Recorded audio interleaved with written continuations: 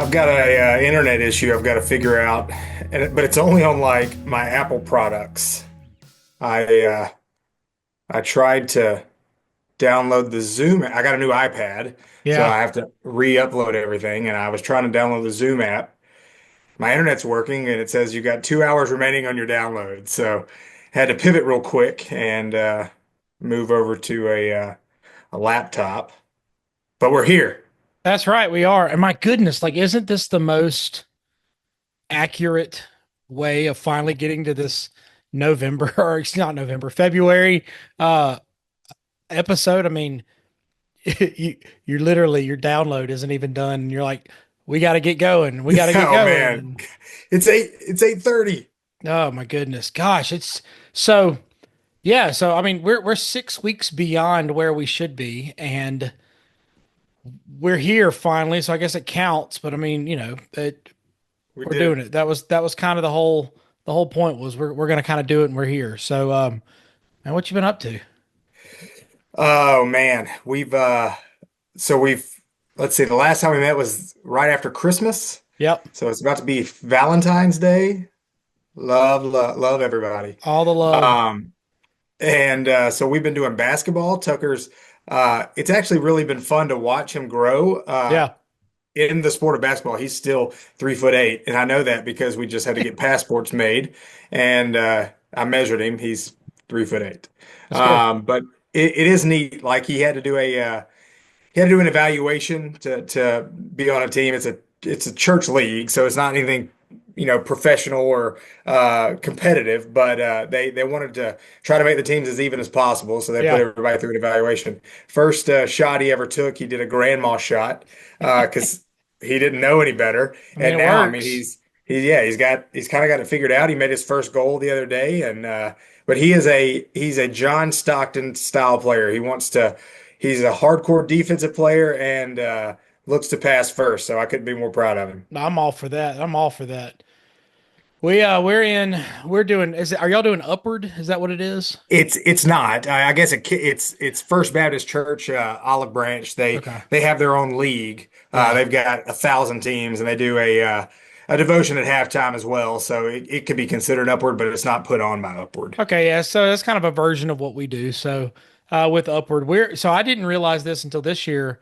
With Upward basketball, it's got 4 levels. So you've got the Okay. little ones and all. We're in level 4 because it's the fifth and sixth graders, and it's what we grew up church league basketball. It's full Yeah. court. It's not necessarily even playing time. Some of the sixth graders that we've played are 5'11", and then some of the sixth graders we played are 4'1". I mean, it's just Yeah. kind of right in the middle, And so John is one of the younger fifth graders. So, but he's having fun. He scored. He's got some points to his name. He's on the stat board. He Oh, uh there he you go. do- he got to the free throw. He got to the stripe last game. Missed both of them, but Of course. he drew the foul, and that's kind of all that counts, really. That's right. Yeah, they have free throws here, but technically, so you can't go past the black arc and play defense. Yeah. It kind of makes it fair, except there's like 6 people in this league that can drain it from half court. So they just dribble, nobody's on them, they take a shot. We got beat 29-6 last game because Oh, one guy was like LeBron James out there. It's like this can't be fair. But they make you shoot the free throw from that black line, yeah. and one person on our team can even make it from there. All the So way there. it's just like the kids are just chunking it. This It's is it's this is fun the to watch first though. year that we're on the 10-foot goals.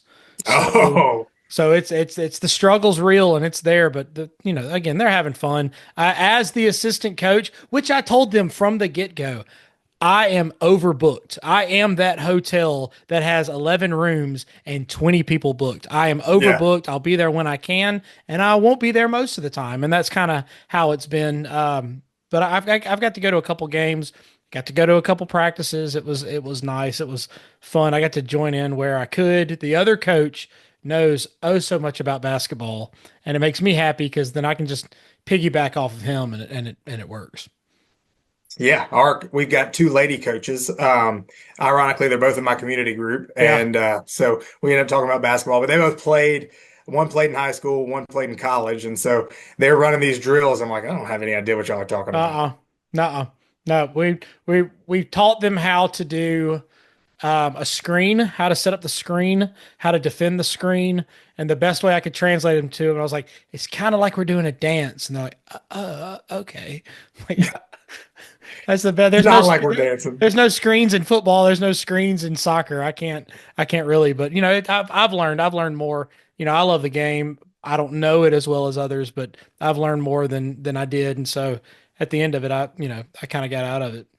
Yeah. So, so speaking of basketball, so my move of the month, I was just kind of, I guess month and a half, the 6 weeks since we've done the last one, but I kept kind of paying attention, seeing what was going on. Everything is the Super Bowl. One of my things I'm gonna talk about is Saquon Barkley, but the move of the month that really, really kind of landed on me was Chris Middleton. So when John was little, his favorite team was the Milwaukee Bucks, and it wasn't because they were good back when they had everybody, but he thought they were the Bugs, the Bugs. So we would cheer for the Milwaukee Bugs, and he just absolutely loved it. It was all during COVID with the bubble tournament. And we fell in love kind of with everything, and I fell in love with Chris Middleton because he's a hard nosed player. He plays the Yeah. game. He is that quiet franchise player that's not going to grab the spotlight. He's clutch all the time, but he just got traded. Trade deadline just ended, and he went from the Bucks to the Washington Wizards. Now, I got to see the Wizards and the Celtics a couple years ago when I was in DC, and the Wizards actually won that game, which everyone around me they were incredibly shocked because the Wizards are not necessarily good. And so Middleton is going to Washington, and so it kind of is what it is. But the thing that really hit me from the athletic report, I was reading the headlines and all from the trade deadline, and it was Chris Middleton departs a Bucks legend. So he's leaving, he's going to another team. He's massive 6'7". He's 33 years old, played 23 games this season, averaging over 12 and a half points, almost 4 rebounds a game, 4 assists a game, 23 minutes a game. He's aging, but he's still having these numbers. And I wrote on our little Google Doc that we have right here. I want my legacy to be such that when it's my time to move on, wherever I go, that I want to be remembered for what I did, not for what I didn't do. And Chris Yeah. Middleton is very much that person who is known for the legacy that he left. I mean, he plays with Giannis. He played with Drew Holiday, who got traded. And Chris Middleton is known as a legend, and it's got to be heartbreaking to leave, but it just kind of landed on me of they're still talking about how much you impacted that community and how much you impacted that ball club because of how good you were. And Yeah. and I don't necessarily know if I'm good at what I do, but I'd like to be known for what I've done, not for what I didn't do. And there's a lot of people who didn't live up to a lot of hype that's their legacy. But for me, it was Chris Middleton. It was just it's crazy. I want to be known something like that. And that's I guess where it goes into what we talked about last time, all 6 weeks ago, of the hard work. Hard work Yeah. produces luck. And so that just kind of is a continuation of that theme. Yeah, going into you talk about luck, and I tried not to say that in this next in my move of the month because of what we talked about last time with luck. But all right, so my move of the month is the Jim Murphy book, Inner Excellence, that's becoming uber famous here over the last 2, 3 months. And it's famous because AJ Brown was caught on camera reading it on the sidelines. AJ Brown plays for the Eagles, who just won a Super Bowl. I played at Ole Miss, your alma mater. That's right. From Starkville, so a Mississippi boy. They Um, call him the Starkville people hate this, but he's the mayor of Starkville, and they hate that because he owned Starkville when he played for Ole Miss, so it makes me happy. well, he was caught reading the book on the sidelines in between downs. And the book, I've got it written here. It's the aim of the book is to quote, train your mind for extraordinary performance and fullness of life. And so there's this video of him reading this book on the sidelines, and it started all kinds of drama.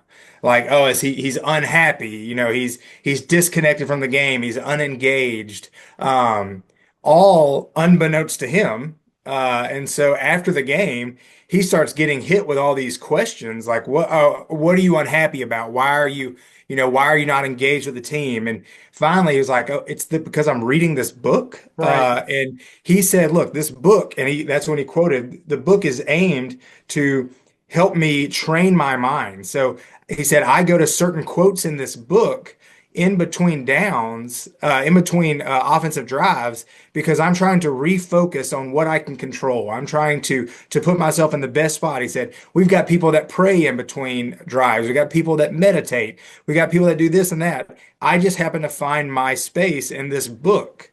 Um, and he actually said something to the extent of what I'm going to talk about here in a second. And so I guess I can kind of start with that. So the two things that I really thought about hard here was first, man, the media and us as individuals, we really want stuff to be wrong with people, right? Oh yeah. Like we just have to find something wrong. And that's what he was like, why do y'all focus so much without even asking me a question? Y'all just assumed that I was not engaged. You assumed I was upset.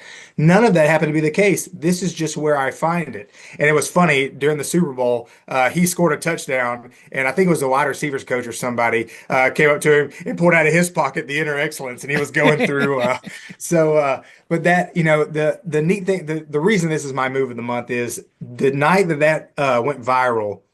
That book was number 552,709th on Amazon's bestseller list. So 552,708 other books were chosen before this one. Yeah, it's on the The other next, side of the mountain going towards the millionth. literally, Yeah. literally. So, but the next day, it had jumped to the number one best-selling book on Amazon. The author Jim Murphy said he was quoted saying, "I went from selling about 5 books a day to 10,000 books a day." And so the next thing that I was thinking about was success. How do we deem success? And so, Jim's, he actually played minor league baseball, I found out. But his goal was, this is what I've learned. This is what has helped me. I want to put this in a book to help other people. And so, is that book successful to him if he's helped one person?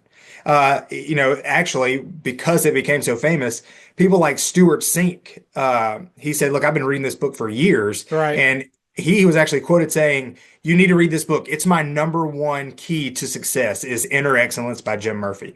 And so, but regardless of all that, if that book helped one person, would Jim have found that a successful book?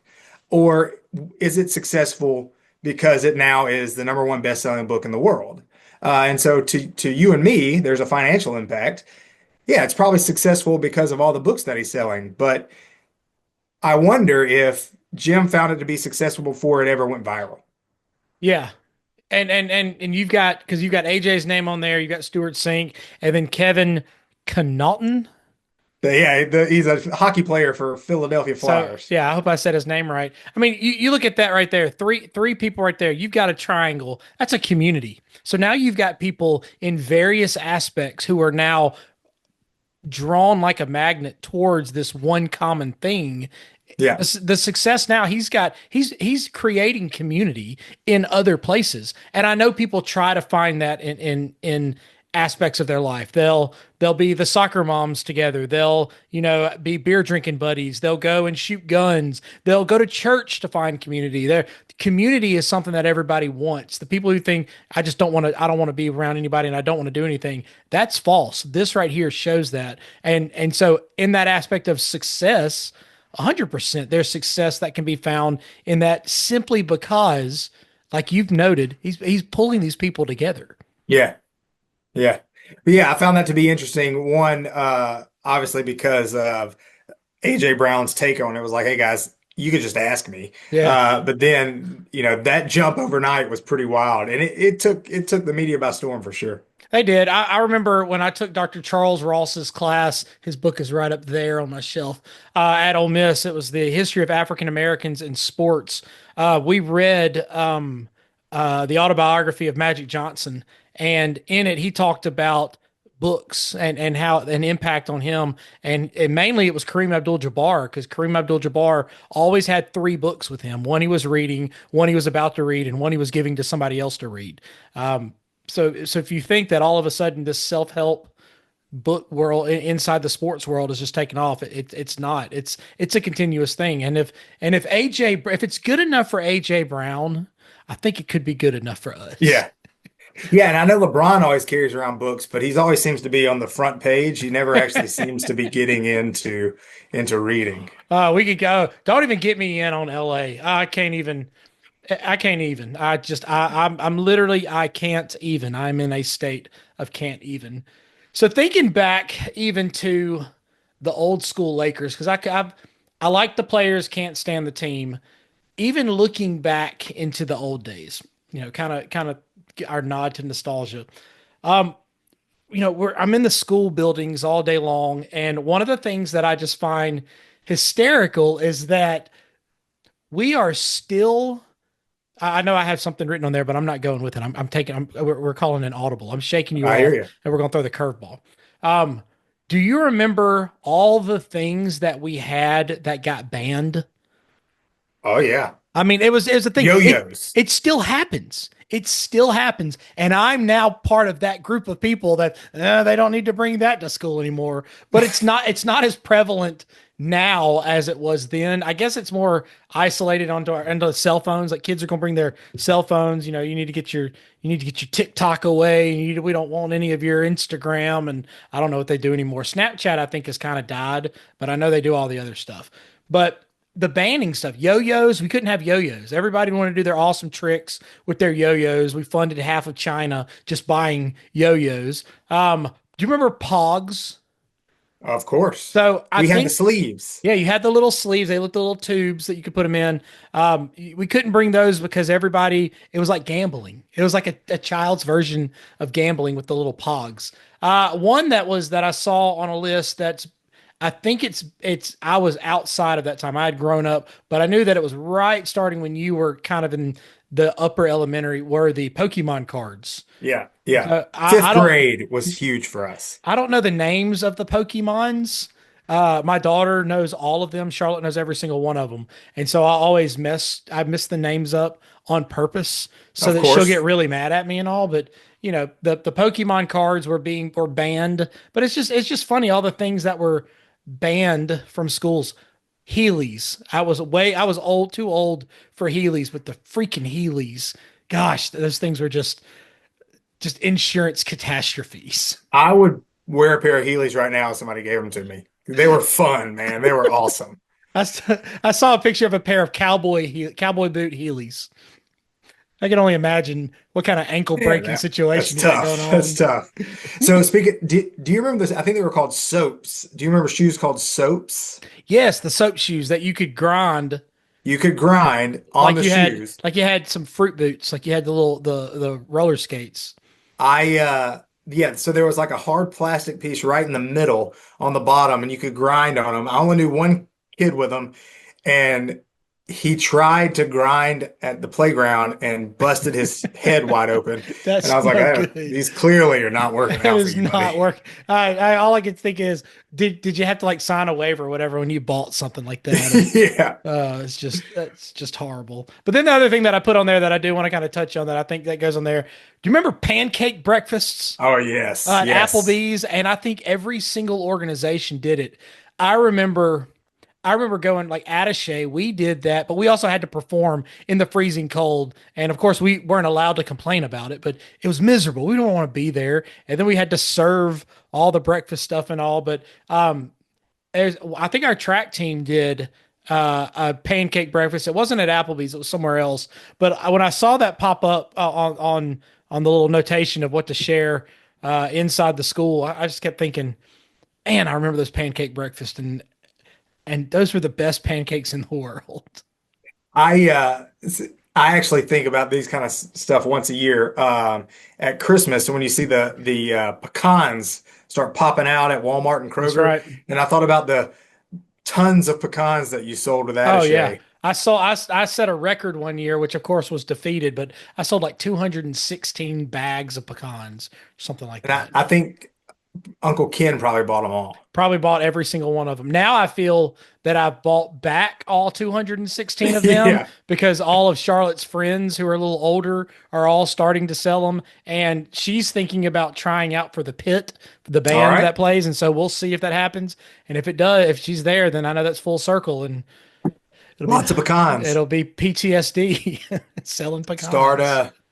start stocking up on pecans. You can start your own little side of the road pecan farm. You gotta get, hey, you gotta get a permit.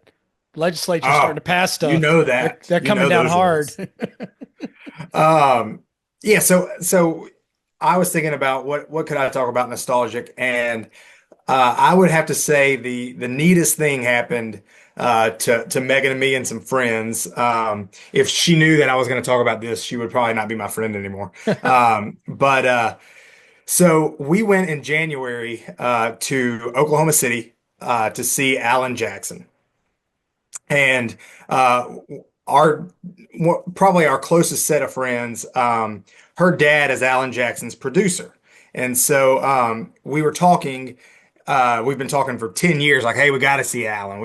There's the list. You got to see Alan, Brooks and Dunn. We've seen Garth, Yeah. we've seen George Strait, and we're big concert people. So, you know, when Alan Jackson, Alan, like I know him, he's my He's best buddy. first name Um, basis.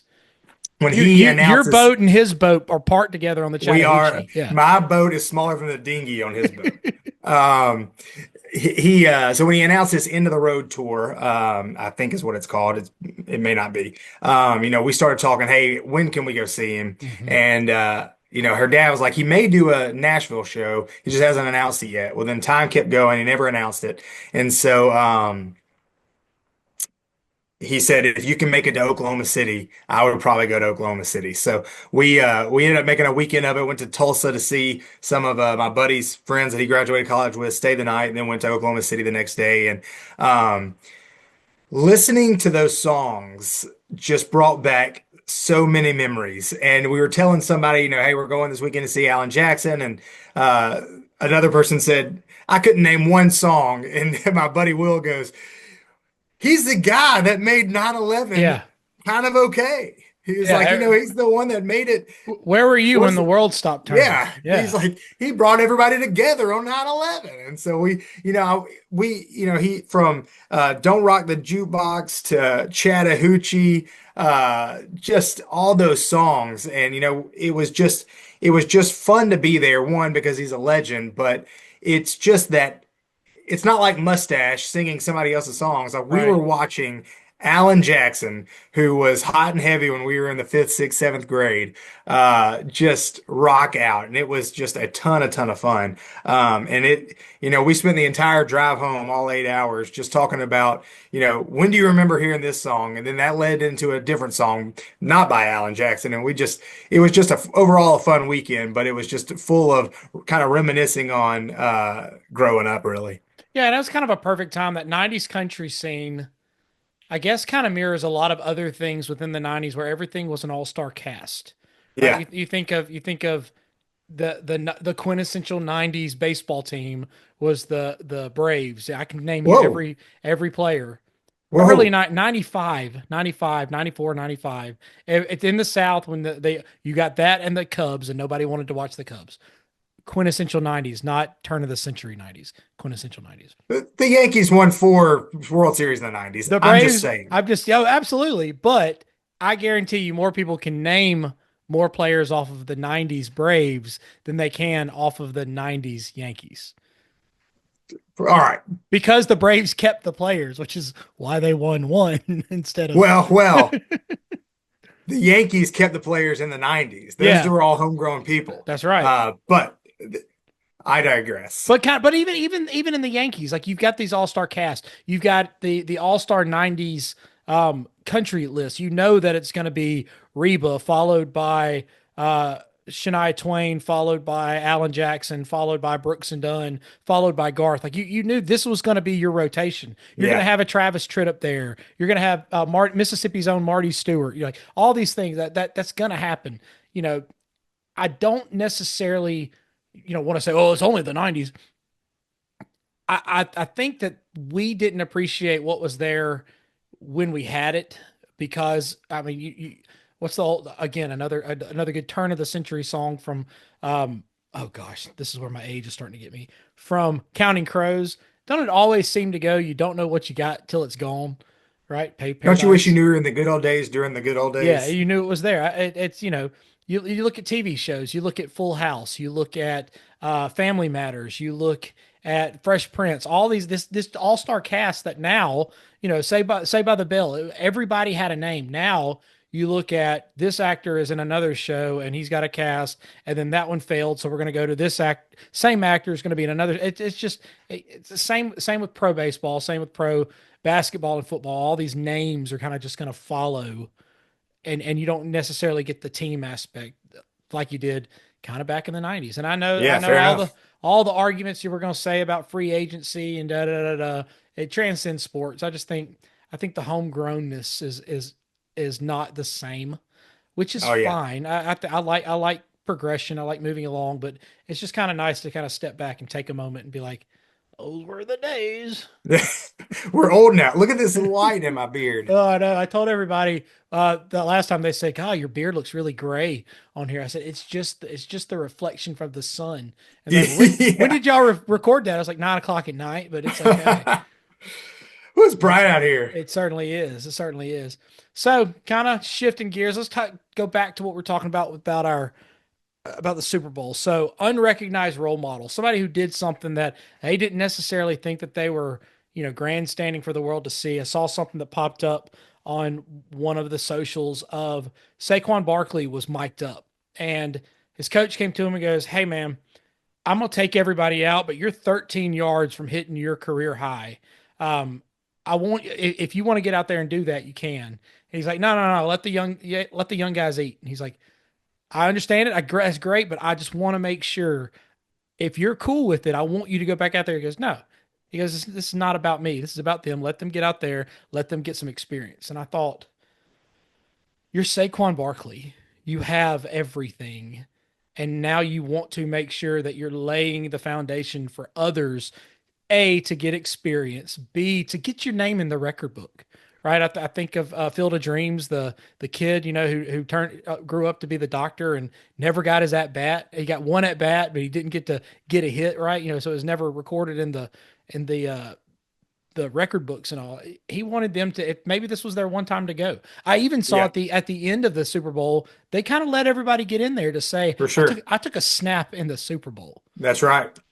Yeah, it's I don't know if again I'm having internet issues, so I don't know if you were updating some stuff this evening or not. But I was actually talking to Megan about my unspoken role model, and I said, I would love to use Saquon Barkley, but he's just such a big name. And then I saw you put it in there. I was like, well, I'm glad I didn't put that down because um, I actually showed Megan the video of him that exact scene where he's like, no, let the young guys play. I'm good. But if you go back, I believe it was against the Commanders, Commanders. um, in the NFC Championship, um, when the backup running back scored a touchdown.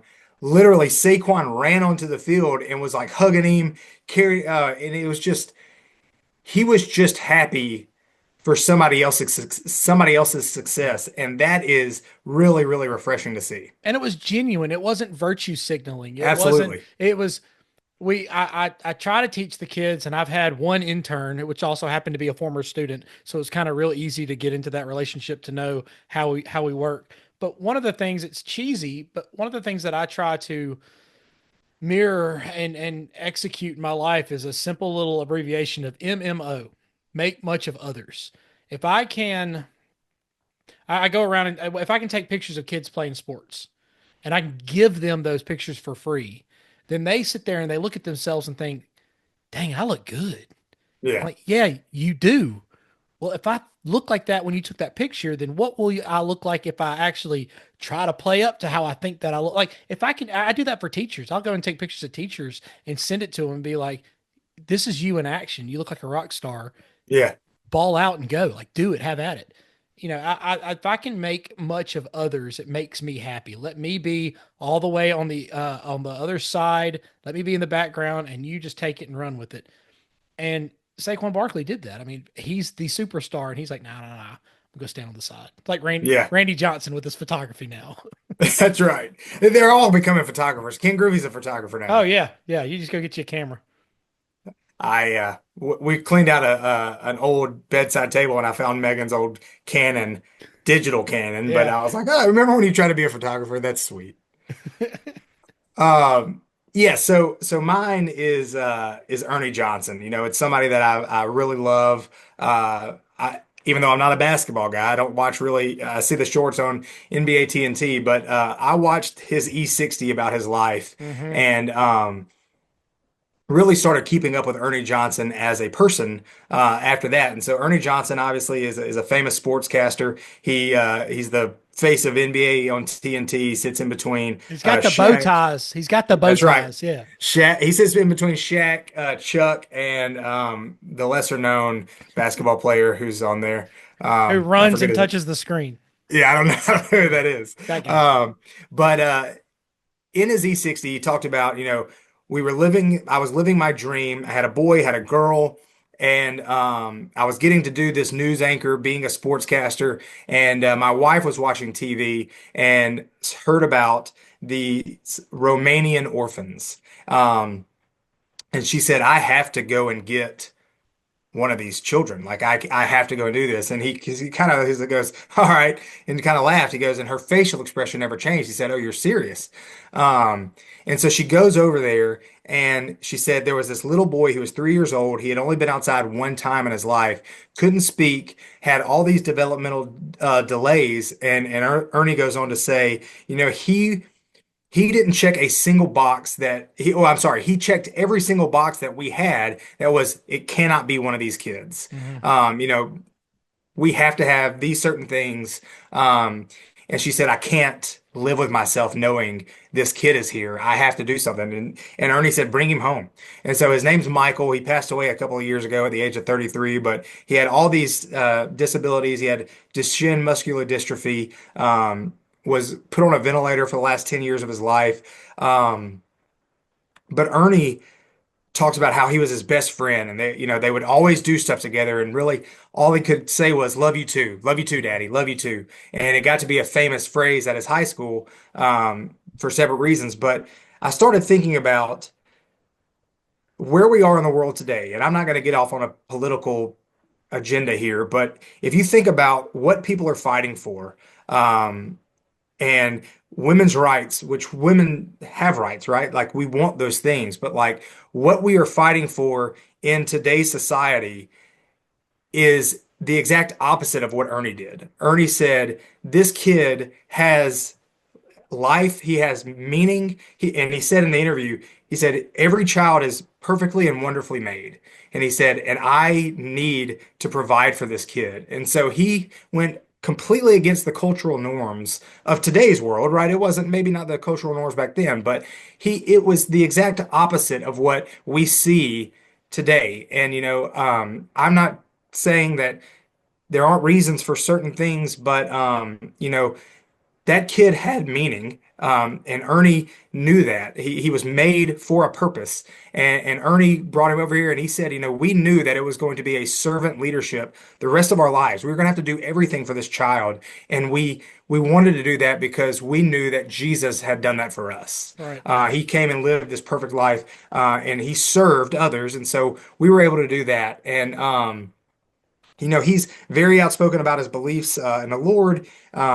He's just a very good dude, and watching those stories just really kind of puts hope back into my heart that there are still just some good people out there. Yeah, he's a great broadcaster and he knows the game, but knowing that it's just a game to him and there's something deeper.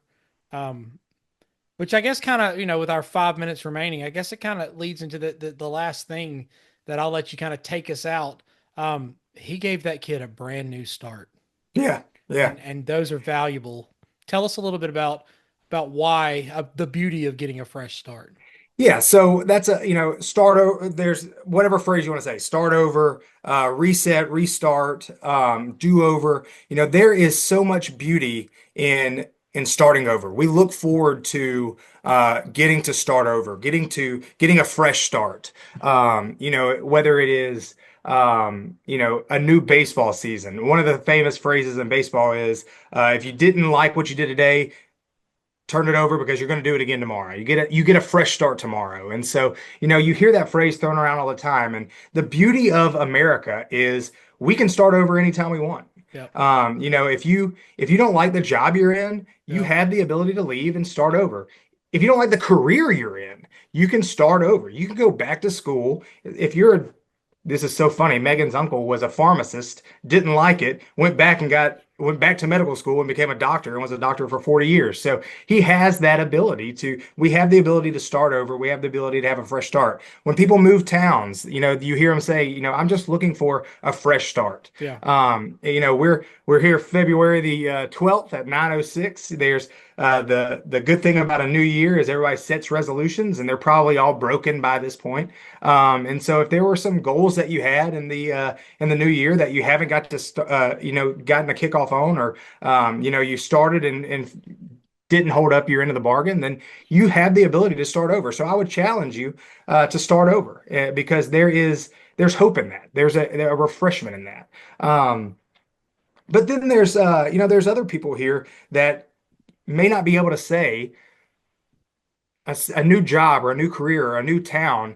That's not going to offer the fresh start that I need. I have so much baggage and I have so much shame and I have so much weight that I'm carrying from whatever it may be, that I truly need to start over. And I don't know how to do that. And so one of my favorite Bible verses is Romans 5:8, and it says that God shows his love for us, that while we were sinners, Christ died for us.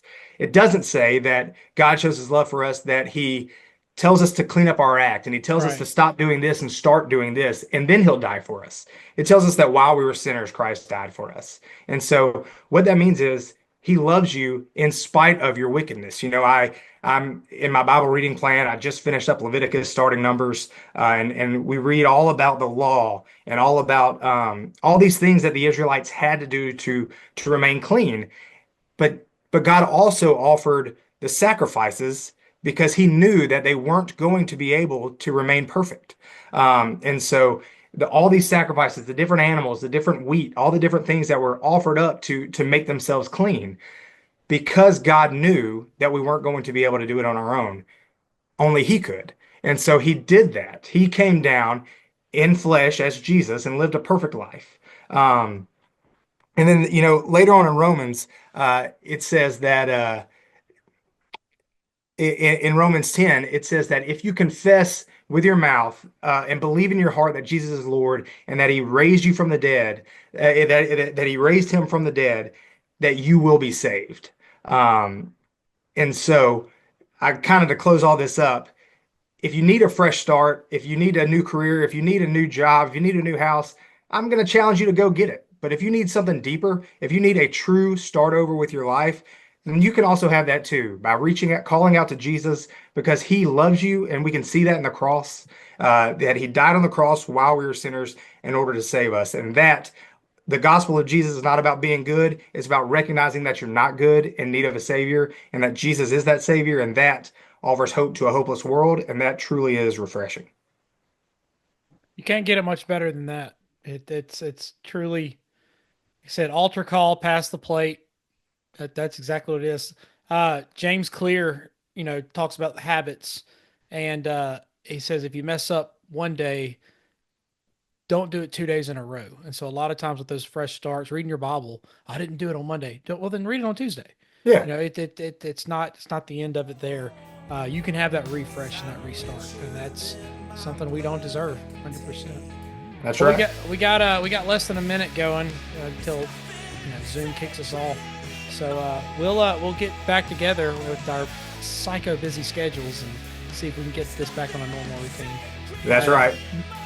I hope All right, your man. Yankees do great. We got 2 months till they get going. We started today. I Pitchers, still got catchers. I First still got my day. Yankees hat, so I'm gonna wear it and cheer for them Yanks. All right, here we go. 25 is our We season. got it. It's gonna happen. All right. I love you. I'll talk to you Love you, later. dude. See ya. Bye.